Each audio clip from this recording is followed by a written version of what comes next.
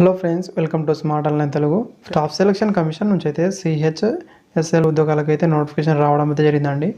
మంచి వేకెన్సీ అయితే ఉంటాయి. ఇక్కడ మీరు టోటల్ నెంబర్ ఆఫ్ వేకెన్సీ అని చూసుకుంటే 4500 పైనే వేకెన్సీ అయితే ఉంటాయి. ఆల్ ఇండియా క్యాండిడేట్ వాళ్ళైతే అప్లై అనేది చేసుకోగలరు. అండ్ ఇక్కడైతే మీరు చూసుకుంటే 12th క్లాస్ మీరు పాస్ ఉన్న వాళ్ళైతే అప్లై అనేది చేసుకోవచ్చు. ఈ వీడియోలో అయితే ఎలా అప్లై చేయాలో ప్రాసెస్ ఏంటి అని చెప్తాను. అండ్ ఒకవేళ మీరు నోటిఫికేషన్ వివరాలు క్లారిటీగా చూసుకోవాలనుకుంటే కింద డిస్క్రిప్షన్లో లింక్ అనేది ఇస్తానండి. అక్కడ నుంచి వెళ్ళైతే నోటిఫికేషన్ చూసుకోవచ్చండి. అండ్ SSC నుంచి వచ్చే ప్రతి ఉద్యోగాలకు అయితే మీరు రిజిస్ట్రేషన్ అయితే కంపల్సరీగా చేసుకొని ఉండాల్సి అయితే ఉంటుందండి. అండ్ మీరు ఇప్పటివరకు అయితే రిజిస్ట్రేషన్ కంప్లీట్ చేసుకొని ఉండకపోతే కింద డిస్క్రిప్షన్లో లింక్ అనేది ఇవ్వడం అయితే జరుగుతుందండి. అక్కడ నుంచి వెళ్ళైతే మీరు ఆ వీడియో చూసి ఈజీగా అనేది మీరు ఈ రిజిస్ట్రేషన్ అయితే కంప్లీట్ అనేది చేసుకోండి.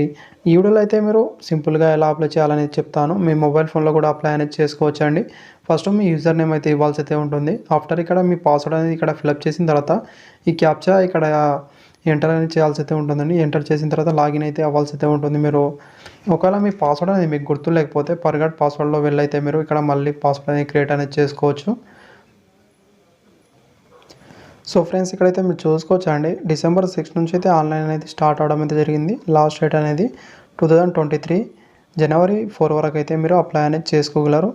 ఇక్కడ మీరు అప్లై పైన క్లిక్ అనేది చేయాల్సి అయితే ఉంటుందండి. మీరు రిజిస్ట్రేషన్లో ఫిల్అప్ చేసిన కొన్ని ఇన్ఫర్మేషన్ అయితే ఇక్కడ చూపిస్తుందండి. ఆ తర్వాత మీరు ఎగ్జామ్ సెంటర్స్ ప్రిఫరెన్స్ అయితే ఇవ్వాల్సి అయితే ఉంటుంది. 3 ఆప్షన్స్ అయితే కంపల్సరీగా మీరు చూస్ అనేది చేసుకోవాల్సి అయితే ఉంటుందండి. రాష్ట్రంలో ఉండే ఓన్లీ ఎగ్జామ్ సెంటర్స్ మాత్రం మీరు చూస్ అనేది చేసుకోండి ఫ్రెండ్స్, ఎందుకంటే మీకు ఈజీగా అయితే ఉంటుంది. వేరే స్టేట్లో వెళ్ళి రాసే బదులు అయితే మీ రాష్ట్రాల్లో వెళ్ళి అయితే మీరు ఈజీగా అనేది రాసుకోవచ్చు. కాబట్టి ఇక్కడ మీరు చూసుకుంటే తెలంగాణలో, అదేవిధంగా ఆంధ్రప్రదేశ్లో కూడా ఇక్కడైతే ఎగ్జామ్ సెంటర్స్ అయితే ఉన్నాయండి. అవి మాత్రమే చూస్ అనేది చేసుకోండి. 3 ఆప్షన్స్ అయితే కంపల్సరీగా మీరు చూస్ అనేది చేసుకోవాల్సి అయితే ఉంటుంది. అండ్ నెక్స్ట్ ఇక్కడ చూసుకుంటే మీడియం ఆఫ్ టైపింగ్ టెస్ట్ అనేది ఇక్కడైతే మీరు సెలెక్ట్ అనేది చేసుకోవాల్సి అయితే ఉంటుందండి. మీరు టైపింగ్ అనేది ఇంగ్లీష్లో చేయాలనుకున్నారా లేదా హిందీలోనే ఇక్కడైతే మీరు చూస్ అయితే చేసుకోవాల్సి అయితే ఉంటుంది. తర్వాత వెరిఫై అనేది మరోసారి అనేది చేసుకోవాల్సి అయితే ఉంటుందండి. ప్రతిదీ 2 టైమ్స్ అనేది ఇవ్వాల్సి అయితే ఉంటుంది. ఆఫ్టర్ ఇక్కడ చూసుకుంటే మీరు 12th స్టాండర్డ్ అనేది మీరు సైన్స్ స్ట్రీమ్ విత్ మ్యాథమెటిక్స్ సబ్జెక్ట్తో మీరు పాస్ అయి ఉన్నారా లేదా అయితే ఇక్కడ ఇవ్వాల్సి అయితే ఉంటుందండి. ఒకవేళ మీరు పాస్ అయి ఉంటే ఎస్ అని, లేకపోతే నో అని ఇవ్వాల్సి అయితే ఉంటుంది. తర్వాత ఇక్కడ చూసుకుంటే మీరు ఎక్సర్వీస్ మ్యాన్ వాళ్ళైతే ఇక్కడ ఎస్ అని ఇవ్వాల్సి అయితే ఉంటుందండి. ఒకవేళ ఎస్ ఇచ్చిన తర్వాత ఇక్కడ మీరు ఎప్పుడు జాయిన్ అయ్యారు, ఎప్పుడు డిశ్చార్జ్ అయ్యారు, ఎన్ని ఇయర్ సర్వీస్ చేశారు, మిగతా ప్రాసెస్ అని ఇవ్వాల్సి అయితే ఉంటుంది.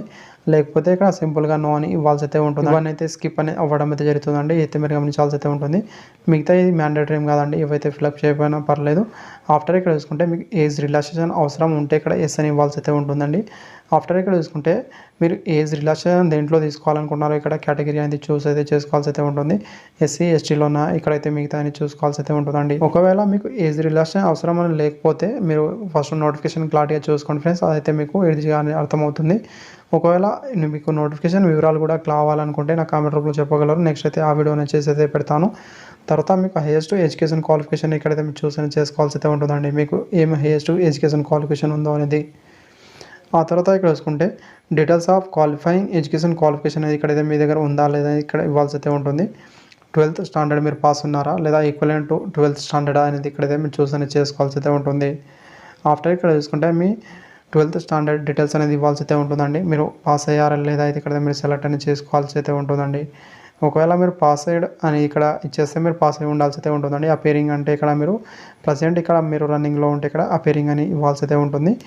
సో ఫ్రెండ్స్, ఆఫ్టర్ ఇక్కడ చూసుకుంటే పాసింగ్ ఇయర్ అనేది సెలెక్ట్ అనేది చేసుకోవాల్సి అయితే ఉంటుందండి. మీరు ఏ ఇయర్లో పాస్ అయ్యారో. ఆఫ్టర్ ఇక్కడ చూసుకుంటే మీరు బోర్డ్ ఆఫ్ లేదా యూనివర్సిటీ అనేది ఇక్కడైతే మీరు చూస్ అనేది చేసుకోవాల్సి అయితే ఉంటుందండి. ఏ స్టేట్లో మీరు పాస్ అయ్యారు అనేది. ఆ తర్వాత ఇక్కడ చూసుకుంటే name of the board of లేదా యూనివర్సిటీ నేమ్ అనేది ఇవ్వాల్సి అయితే ఉంటుందండి. మీరు ఏ బోర్డు నుంచి పాస్ అయ్యారు అనేది. తర్వాత మీ రోల్ నెంబర్ ఇచ్చిన తర్వాత పర్సంటేజ్ అనేది ఇక్కడ ఇవ్వాల్సి అయితే ఉంటుంది.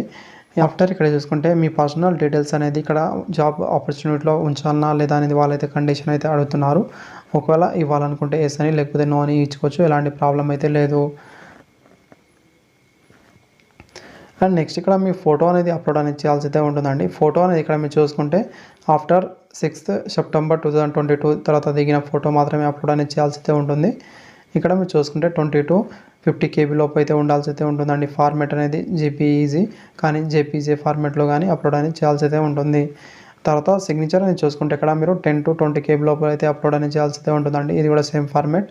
ఇక్కడ చూసుకుంటే మీరు September 6 తర్వాత దిగిన ఫోటోని అని ఇక్కడైతే మీరు ఎస్ అని ఇవ్వాల్సి అయితే ఉంటుందండి. క్రియేషన్ అయితే ఒకసారి మీరు చదువుకోవాల్సి అయితే ఉంటుందండి. ఇదే ఇన్స్ట్రక్షన్ అనేది ఆ అగ్రి పైన ఇక్కడ టిక్ అనేది చేయాల్సి అయితే ఉంటుంది.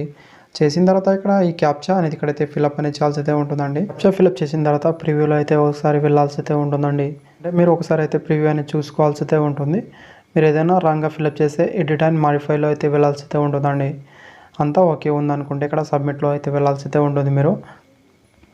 అండ్ ఇక్కడైతే ఒకసారి అయితే పాపప్ అనేది ఓపెన్ అవుతుందండి. ఇక్కడ చూసుకుంటే మీరు you can not be edit after final submission అని అడుగుతుందండి. ఒకవేళ మీరు ఇక్కడ ఏదైనా ప్రాబ్లం ఉంటే ఇప్పుడే ఎడిట్ అనేది చేసుకోవాల్సి అయితే ఉంటుంది. అంతా ఓకే ఉందనుకుంటే ఇక్కడ ఓకే పైన క్లిక్ అనేది చేయాల్సి అయితే ఉంటుంది.